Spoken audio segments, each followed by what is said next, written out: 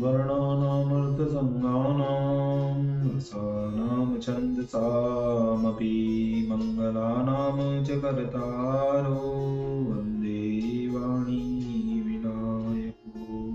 नारायणं नमस्कृत्य नरं चैव नरोत्तमं देवीं सरस्वतीं व्यासं ततो जयमुदीरयेत्। गुरुर्ब्रह्मा गुरुर्विष्णु गुरुर्देवो महेश्वर गुरुर्साक्षात् परब्रह्म तस्मै श्री गुरुवे नमः। बोलिए सियावर रामचंद्र भगवान की जय। राधावर कृष्ण कन्हैया लाल भगवान की जय। उमा महेश्वर भगवान की जय। गायत्री ब्रह्मदेव भगवान की जय।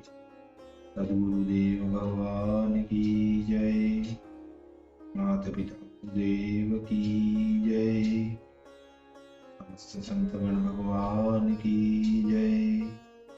समस्त भक्तगण भगवान की जय। ओम नमः पार्वती पतये हर हर महादेव।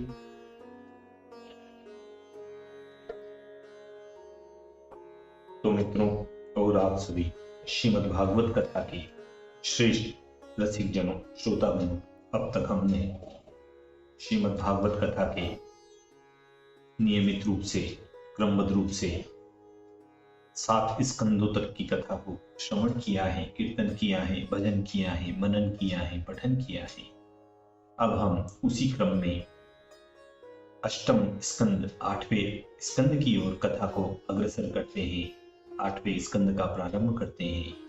आप सभी श्रेष्ठ श्रोतागण रसिक जन भगवान श्री राधा वल्लभ कृष्ण कन्हैया लाल के श्री चरणों में दृढ़ भक्ति रखते हुए कथा का श्रवण करें, कीर्तन करें, मनन करें, भजन करें, पठन करें।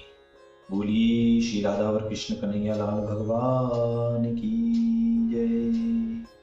ओम श्री गणेशाय नमः। सुख सागर अर्थात श्रीमद् भागवत भाषा अष्टम स्कंद। तो कहते हैं, अहो बिहारी लाल भयहारी आनंद भवन जयति जयति नंदलाल गोपेश्वर राधा रमण। हे ब्रजेश ब्रजराज ब्रज वल्लभ ब्रज लाडिले राखी ब्रज की लाज धर कर पर गिरिवर हरी। अहो लड़ती लाल कीजे कृपा कृपायतन गोप सखा गोपाल गोपी वल्लभ गोपपति। जटाजूट अर्दंग संग विराजत रात दिन कुंद इंदु समंग करहु दया दया सदन करहु दया दया सदन। स्वयंभूः सरोच्चिष उत्तम तामस चार मनु का वर्णन करूं प्रथमाध्याय विचार प्रथमाध्याय विचार। तब महाराज परीक्षित योगीश्वर श्री सुखदेव जी से पूछने लगे कि हे भगवान, स्वयंभू मनु की वंश का वृतांत तो हमने विस्तार सहित सुना। इस मनवंतर में ही मनु जी की कन्याओं के विश्व के रचने वाले मरीचि आदि पुत्र पुत्रादिक रूप से उत्पन्न हुए थे। अब आप कृपा करके मनु लोगों का वृतांत वर्णन कीजिए। हे ब्राह्मण, हे सुखदेव जी, उन सब मनवंतरों में हरि का महत्तर जन्म और कर्म का विवरण पंडित लोग कहा करते हैं। मैं उनकी सुनने की इच्छा करता हूँ। आप सब मुझसे कहिए।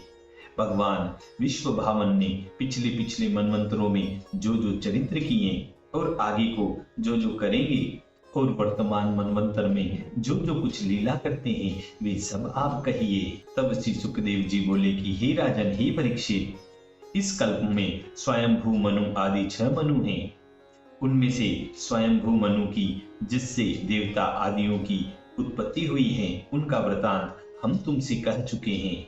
भगवान विष्णु ने धर्म ज्ञानोपदेश के लिए स्वयंभू मनु की आहुति और देवहूति नामक 2 बेटियों में कपिल और यज्ञ रूप से जन्म ग्रहण करके उनके पुत्रत्व को प्राप्त हुए। हे कुरुक्षेत्र, भगवान कपिल जी का कार्य प्रथम वर्णन कर आए हैं और यज्ञ भगवान ने जो कुछ किया वह पीछे कहेंगे। शत्रुपा के पति प्रभु मनु कर्मयोग से विरक्त हो राजभोग को छोड़कर तप करने के लिए अपनी स्त्री के साथ वन में चले गए थे।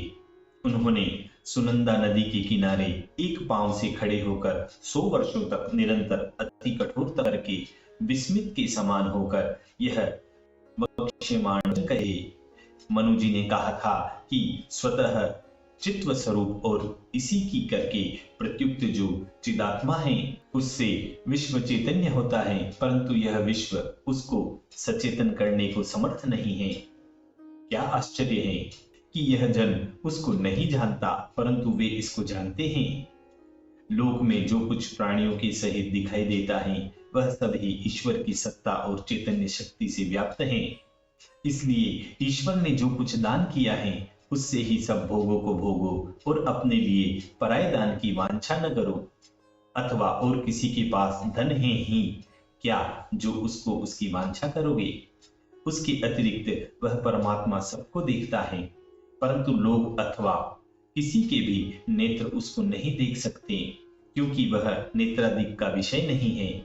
परंतु जैसा घटादि के नाश से, क्योंकि प्रकाश्य वस्तु से विनाश से सूर्य के प्रकाश का नाश कभी नहीं होता, इसलिए सर्वभूतों के अंतर्यामी असंग उन ईश्वर का भजन करो जिसका आदि अंत मध्य अपना पराया भीतर और बाहर कुछ नहीं है, परंतु जिससे विश्व के यह सब आदि अंत प्रवृत्ति होते हैं और यह विवश जिसका स्वरूप है वही सत्य और परिपूर्ण ब्रह्म है। वही ईश अज सत्य स्वयं प्रकाश और निर्विकार है। यह विश्व उसी का शरीर है, उसके नाम बहुत हैं। वह अपनी माया से विशेष जन्मादि विधान करते और नित्य सिद्ध विद्या के हेतु इस माया को त्याग कर निष्क्रिय हो रहे हैं। इस प्रकार से ईश्वर कर्म करके फिर उनको छोड़ कर्म रहित होने से ऋषि लोग भी अकर्मार्थ अर्थात मुक्ति के लिए पहले यत्न करते हैं, क्योंकि जो पुरुष चेष्टा करते हैं वे प्रायः निचेष्टता को प्राप्त होते हैं। चेष्टाकारी पुरुष कर्मों के द्वारा गिर जाते हैं अथवा वे पोषाकार कीड़े के समान बंधन से बंध जाते हैं।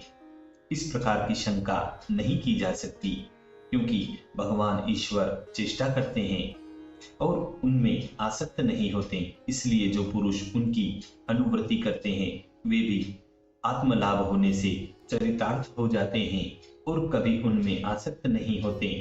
इसलिए जो रामकृष्ण आदि नाना अवतार रूप निज मार्ग में भली भांति अवस्थित हो वेदोक्त कर्माचरण करते हैं और स्वयं पूर्ण अहंकार रहित स्वयं प्रभु हैं, इस कारण किसी दूसरे से वे नियुक्त नहीं होते।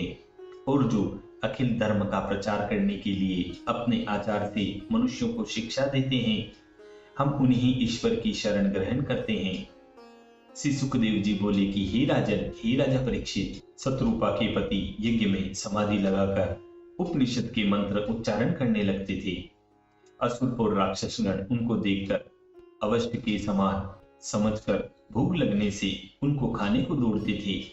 वह यज्ञ स्वयं सर्वगत हरि उन असुर और राक्षसों का ऐसा कर्म जानते ही अपने पुत्र याम नामक देवताओं के साथ उस दैत्य को मारकर आप स्वयं इंद्र होकर स्वर्ग का पालन करने लगे।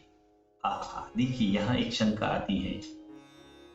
स्वयंभू मनु के खाने के लिए जो राक्षस दौड़े उनको मारकर त्रिविष्टप को भगवान ने शिक्षा दी। वह त्रिविष्टप कौन था? तो इस शंका का उत्तर इस प्रकार समझना चाहिए। चोरी, जारी, जुआ, इन 3 दुष्ट कर्मों से जो तीनों लोगों की रक्षा करे उसका नाम त्रिविष्टप है। त्रिविष्टप नाम शास्त्र में इंद्र का है और दूसरा अर्थ यह है कि काम, क्रोध, लोभ इन तीन शत्रुओं को जो त्रिलोकी की रक्षा करे उसका नाम भी त्रिविष्टप है। और संतोष का नाम भी त्रिविष्टप है, क्योंकि काम, क्रोध, लोभ इन तीनों का नाश संतोष के सिवाय और दूसरा कोई नहीं कर सकता। इंद्र तो अभिमान के समुद्र में डूबा हुआ था, वह किसी की भी शिक्षा नहीं मानता था। इसलिए यज्ञ भगवान ने संतोष की शिक्षा दी कि भाई तुम काम, क्रोध और लोभ इन दुष्टों से तीनों लोगों की रक्षा करो। यहाँ त्रिविष्टप नाम संतोष का है। इस प्रकार इस शंका का निवारण होता है। अब आगे कथा की ओर चलते हैं तो कहते हैं कि हे राजन, अग्नि का पुत्र स्वरोचिष दूसरा मनु हुआ, उसके धूमत, सुषेण और रोचिष्मान आदि पुत्र हुए। इस मनवंतर में रोचन नामक इंद्र और तुषितादिक देवता हुए और उजर स्तंभादि ब्रह्मवादी सप्तऋषि हुए। इस मनवंतर में वेदशिरा ऋषि के तुषिता नाम जो पत्नी थी, उसके गर्भ में इस ऋषि के विभु नाम से विख्यात पहलवान उत्पन्न हुए। इन विभु का चरित्र कहते हैं, तुम सुनो। जब इन विभु ने कौमार ब्रह्मचारी व्रत ग्रहण किया, तब 88 सहस्त्र व्रतधारी मुनियों ने उनके निकट व्रत की शिक्षा पाई। प्रियव्रत का पुत्र तीसरा उत्तम नामक मनु हुआ।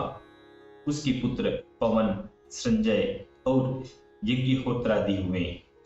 इस मनवंतर में ऊपर कहे हुए प्रमदादि सप्तऋषि हुए।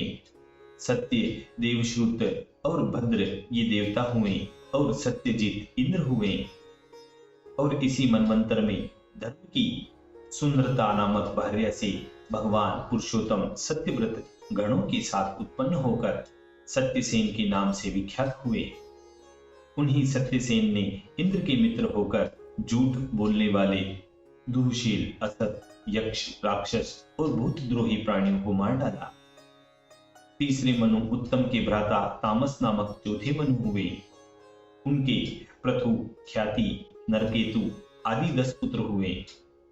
इस मनवंतर में सत्यक, हरि और वीर नामक देवगण व त्रिशिख नामक इंद्र और ज्योतिर्धामादि सप्तऋषि हुए। हे राजन, तामस मनवंतर में ऊपर कहे हुए सत्यकादि के अतिरिक्त अति पराक्रमी विधृति गण भी देवता हुए थे, जो कि विधृति के पुत्र थे। हे महाराज, जब काल के वश होकर वेद नष्ट हो रहे थे, तब इन्हीं सब देवताओं ने अपने अपने तेज से उन सबको धारण किया था। जिन्होंने ग्राह के मुख से गजेंद्र को छुड़ाया, उन भगवान विष्णु ने भी हरि मेधा की हरिणी नामक स्त्री की उदर से इसी मनवंतर में जन्म लिया और वह हरि नाम से विख्यात हुए थे। राजा परीक्षित बोले कि हे व्यास नंदन, ग्राह द्वारा पकड़े हुए गजेंद्र को भगवान हरि ने किस प्रकार से छुड़ाया था, उस कथा को मैं आपके मुख से विस्तार से सुनना चाहता हूँ। हे ब्राह्मण श्रेष्ठ, जिसमें उत्तम श्लोक भगवान हरि गाए जाते हैं, वह कथा अतिशय पवित्र, धन्य, शुभदायक और मंगलकारी होती है। श्री सूत जी बोले कि हे ब्राह्मणों, जब इस प्रकार प्रायोपविष्ट व्रत धारण करके राजा परीक्षित ने योगी श्रेष्ठ सुखदेव जी से भगवत कथा कहने के लिए प्रार्थना की, तब उन व्यास के पुत्र ने श्रवण करने वाले मुनियों की सभा में राजा परीक्षित के वचनों पर आनंद प्रकट करते हुए कथा कहना आरंभ कर दिया। देखिए, यहाँ इसी प्रकार एक बहुत सुंदर सेवैया का उच्चारण किया गया है। तो कहते हैं, स्थावर जंगम रूप जिते सब भांति अनेकन रूप धरे हैं, सचित आनंद रूप महाप्रभु आत्म एक प्रकाश करे हैं। सो बिनु जानते सिंधु समान ओ जानते गोपद बिंदु तरे हैं। वंदत ताहि सुदा सुख देव जी ब्रह्मचराचर रूप परे हैं। वंदत ताहि सदा सुख देव जी ब्रह्मचराचर रूप परे हैं। इसी मधुर संवाद के साथ श्रीमद् भागवत कथा के 8वें स्कंद के प्रथमों अध्याय पूर्ण है। इसी प्रकार अष्टम स्कंद के प्रथम अध्याय का यहाँ पूर्णता व समाप्ति होती है। बोलिए श्री कृष्ण कन्हैया लाल भगवान की।